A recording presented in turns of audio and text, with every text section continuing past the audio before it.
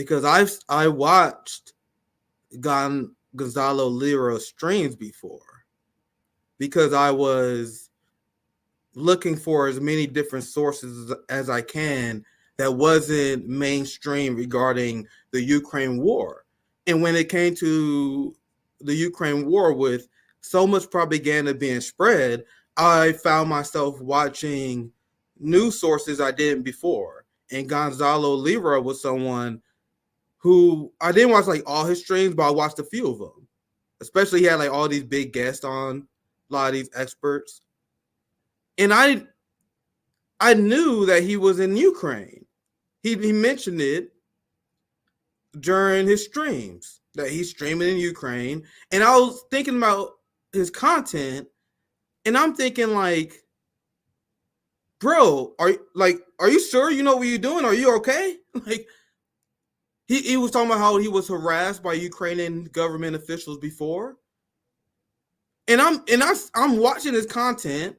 I'm seeing his tweets of like the way he covered Ukraine was very similar to the way that we cover Ukraine. And I'm like, bro, you're living in a fascist regime where they don't hesitate to kill opposition. But I was assuming like, all right, maybe he knows something that I don't know. maybe he has like a layer of protection I'm not aware of. So when I saw that he was arrested 8 months ago, I was like, damn, man. Damn. Here we go. I knew exactly what was going to happen to this guy. It's very bone chilling because they're sending a message. They're sending a message that they can kill you. Gonzalo was a United States citizen, fam. He's a United States citizen. They send a chilling message that any of these fascist regimes that the United States support, if they want you dead, they can kill you, and our government won't do anything about it. Anthony Blinken, Joe Biden haven't said anything about it. The corporate media has been quiet as a mouse. So I'm not too familiar about all of Gonzalo's politics. I mostly followed him for Ukraine. Everyone who was in the foreign policy community, like, what? Like, we've seen this coming. That's why it's so crazy. And yeah, I know, Jesse, I live in a fascist regime too. Big shout out to everyone watching and leaving comments. I see it. I see some every once in a while. We are deaf. So they want us dead, and they will kill us. And that's going to be a big part of the theme of today, is this genocidal, I call it the axis of genocide. I've been calling it the new axis of evil for some time now, but it's this new axis of genocide. And this is the United States, this is Ukraine, this is France, this is Germany, this is the UK. These are all the countries that are coming out against the ironclad arguments that South Africa made, laying out how Israel had intent and committed a genocide. And what do all these states have in common, since we're covering the Gonzalo Lira story? These are the same countries that have, over the last few years, you can argue even longer, but let's keep it simple. For the last few years, they had a violent reaction to adversarial journalism. These are the same countries that support the United States torturing and killing Julian Assange. Remember, the United States provided cover for Israel as Israel killed Shireen Abdul-Akleh. And you have Israel during their campaign in Gaza that has killed over 100 journalists. So this axis of genocide that we are seeing, they sponsor the death of not only their enemies, never-ending war, they sponsor the death of journalists. Call me paranoid if you want, but there's a good chance. I worry for like Rome's health all the time. I try to keep the details of my personal life extremely discreet because I have threats to my life before. Like, this is the kind of stuff, especially where the empire is in its late stages, especially where the United States can't win a war. The United States empire is constantly being embarrassed. They can't get rid of the Ansar Allah in Yemen. They lost to the Taliban in Afghanistan. They lose in the Ukraine war. They stand no chance against China. They couldn't get rid of Nicolas Maduro. The empire is a paper tiger, as Mao said, and it has been exposed over and over again. The masses are being awoken. People are becoming more class conscious. People are not falling for the propaganda no more. So now we are seeing the illusion of the rights that you have been given being stripped away. They always was temporary.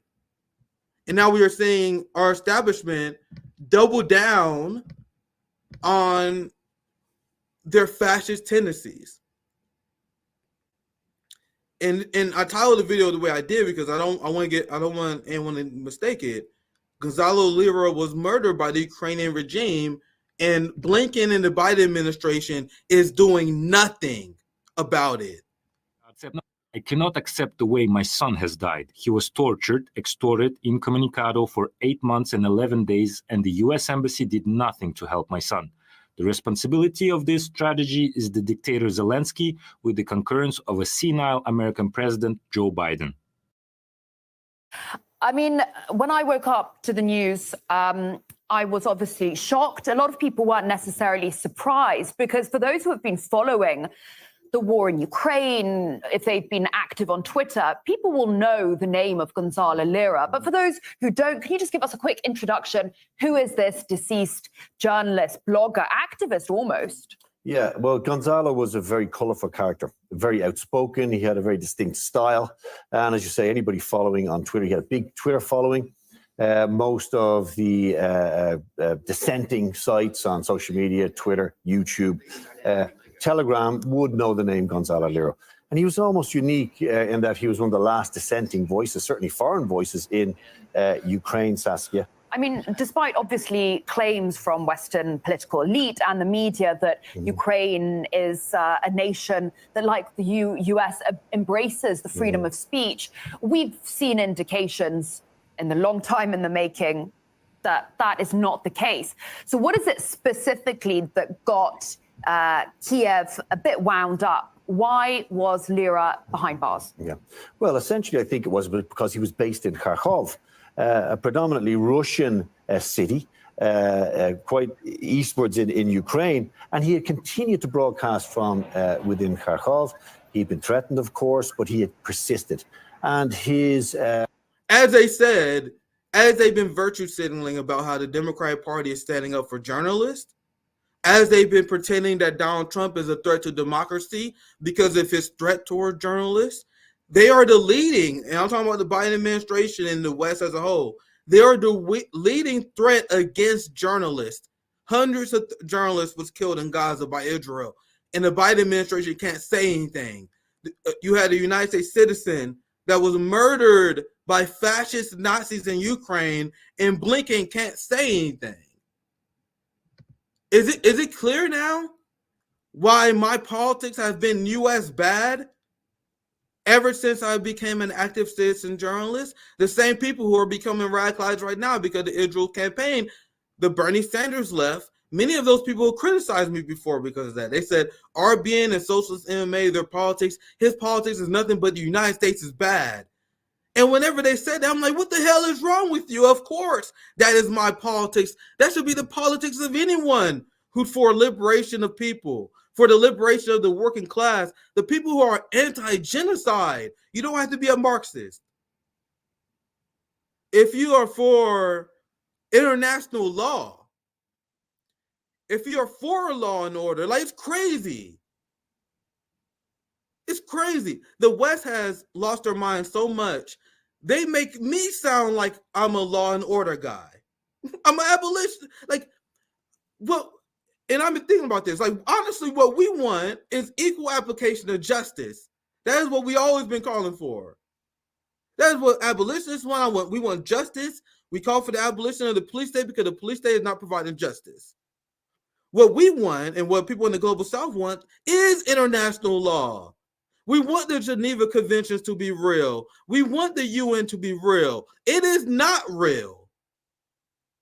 This white Western European society you guys built up is not real. It's might makes right. White class dominated people can do whatever they want. If you're upper class and you're white, you can do whatever you want. If you're black and brown, if you come from the black and brown countries, all of a sudden you're a war criminal. You know, you had France, and I got this receipt saved for you guys later, that said that there was a genocide in Ukraine, fam. There's a genocide in Ukraine where white people was dying. That's why, thank God that Due Distance is doing so well. Thank God for Keaton Weiss and Russell, because King came on my show and he explained, he was open about the fact that the reason why we have U.S. imperialism is because of racism. Due Distance and their willingness to tell the truth about these things is why they are so popular now and why they do better numbers than Kyle Kulinski, David Dole, and many other people.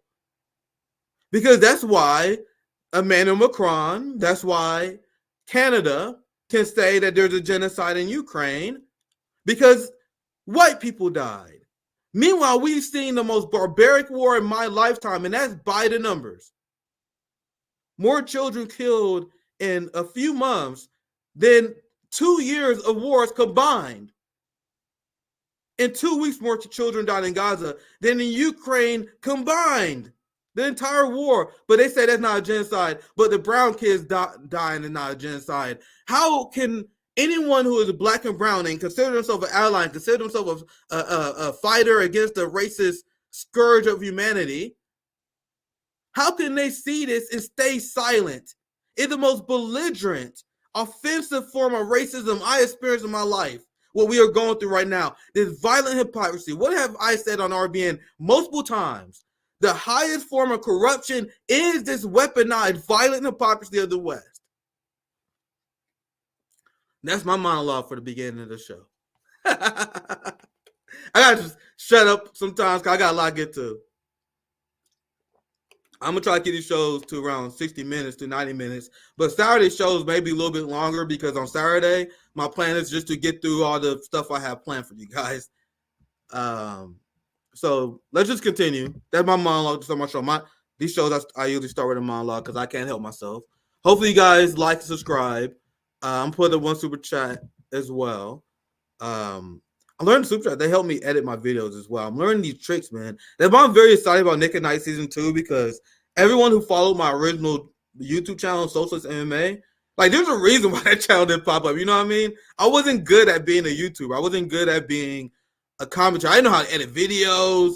My internet was bad. I feel like through the years, through working with CJ, through working with Sabby, through doing Nick and CJ show, I'm sharpening my skills at this. So I'm very excited for Nick at Night, Nick at Noon season 2. I'm very excited that you guys have been enjoying the program thus far. So I'm gonna try to take these breaks so I can read super chats that help me with my editing. I'm learning again better. You guys have been with me on the journey, being a citizen journalist. I appreciate it. If you guys want to like, subscribe, help share the stream, I'm about to get into my plan segments now. That might like my monologue.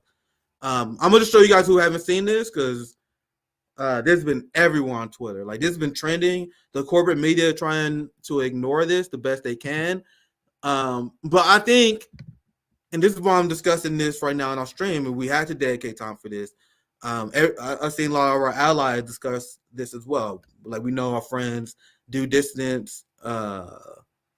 They co-host with Jimmy. They've been hosting Jimmy's show. They had Danny Hype on. They was covering it. The Gray Zone covered it. So this is something that everyone's talk about, because this proves my thesis correct once again. I told you guys the number one threat of journalists is the axis of genocide. That is our new term for these people.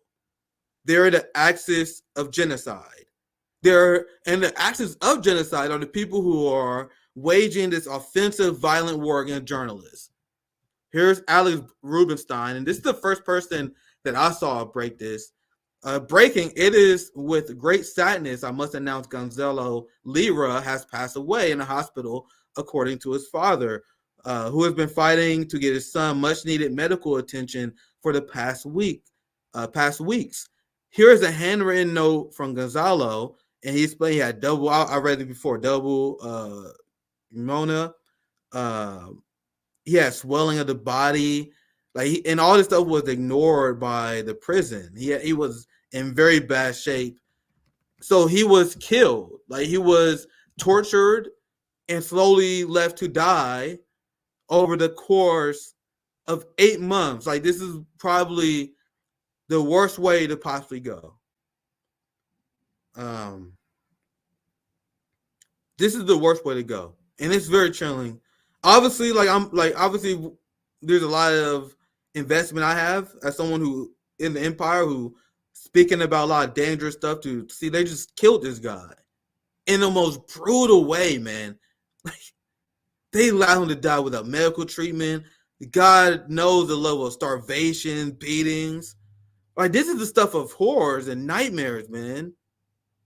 Because he exposed the Ukrainian regime. These are the gangster and thugs that that is governing us. But you have people that are disavowing revolution, like Olayemi and Constance Lee. CJ, I know you're watching. We might get to them later next week. You got people rejecting and speaking out against revolution as we are governed by criminals, man.